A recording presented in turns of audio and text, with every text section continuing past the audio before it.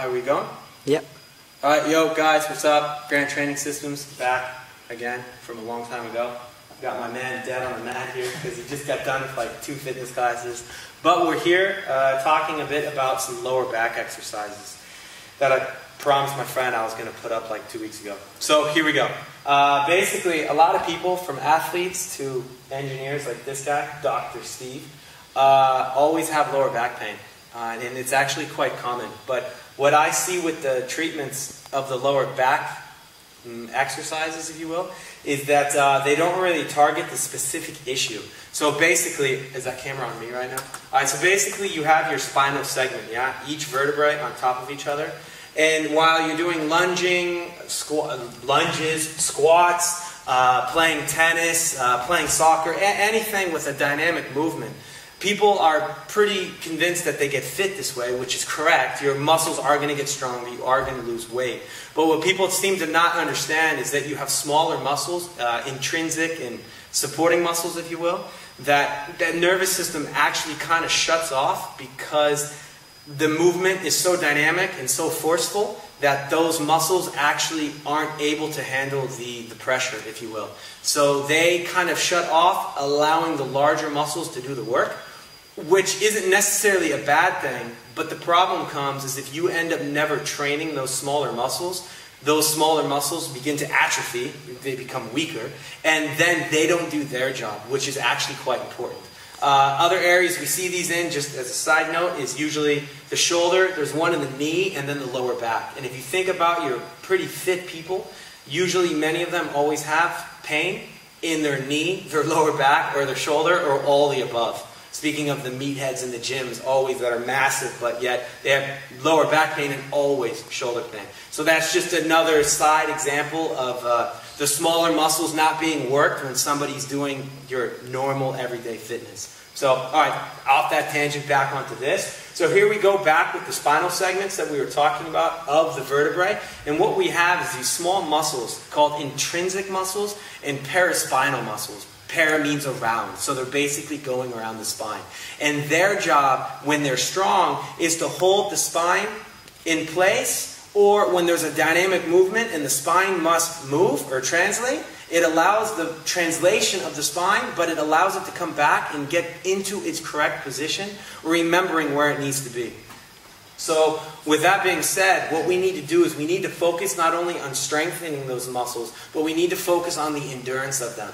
As a tennis player, I doubt is going to hurt himself within the first 20 minutes of a set. It's going to be the end of the 3rd set or even the 5th set, depending on what level he's playing at.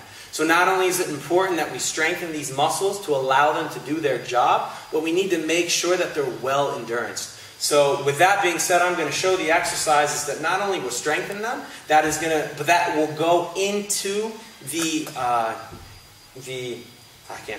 that will go into the field of also getting towards the endurance factor of it, for lack of a better word. So, Steven, let's start with your left arm out and your right leg. We're going to go into the swimming exercise.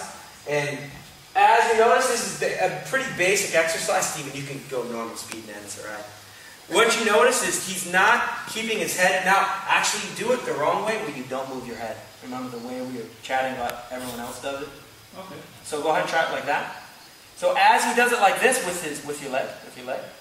So as he does it like this, his rotation is decent, but now I'm going to have him turn his head like you were before. And I say it's as if you're swimming. Notice when he does it correctly, the amount of rotation that he starts getting in his lower back. And you also notice, as you see, he's pushing off with his hand. Many times what I see, Steven, you can go ahead and stop real quick. What I see people do is I see them do this. And while this is okay, look at the rotation difference between that and the way Steven was doing it when you're pushing off with your hand, and also looking as if you're breathing during the swimming exercise. So again, you have the normal one, which the rotation is decent, and this one, where the rotation is much greater. So with all of that being said, now we need to take you through the actual exercise so you know what to do after all of this chatting, and how to go through it to how to make your back better. So, Steven, why don't you go ahead and start with your left arm and your right leg again. So I would have Steven go through, he's a bit fit, so I would actually bring him to about 20 of these. So Steven, straighten that left arm a bit more. So let's say 17, 19, and 20. And go ahead and switch now, Stephen. So here he starts with his other one. And notice that there's no break. And the repetition amount is quite high. So 19 again, 20. Now Stephen's going to switch back to his left hand and just do his hand, focusing on pushing off with the right. So Stephen, go ahead and go. Yep, but don't forget to look. Follow yourself. There we go. So now this is also going to start working on a bit more of the thoracic and the more of the thoracic, paraspinal and infraspinal muscles, but you're still going to feel this down in the sacroiliac and the lumbar region of the back. He's going to go, let's say again, 20 of these, so 19, and then 20, and then he's going to go ahead and switch. And he's going to go through 20 of these. And I'm going to surprise him a bit right now, because I forgot to show him one of the exercises. Stephen, you remember the cobra, right? One where we do the back one? Yeah. Go ahead and go into that now. So legs up. Yep, legs up, good. And keep the arms all the way straight, okay? Now, what I would also have him do is go into 20 of these at the end. So basically he's done, as you see, his legs are staying up, his arms are in front, and the most important part is the hyperextension in the back at the end of the motion up. Alright, so Stephen, you can go ahead and relax. Just to recap, because this video is kind of all over the place. He started out with the left arm and the right leg for 20, so do a couple more, just do 2. Alright, 20 like that, and then 20 the other way. And then if you really wanted to, you can actually do 20 keeping this arm. Go ahead and just do that arm. Just the arm, just the arm. So 20 like that, keeping the arm straight here. And then 20 with the left. And then 20 cobras, as I steal the name from yoga here. So that is basically the routine that he went through. Steve, you can go and relax there. He's a bit dead from the class from before.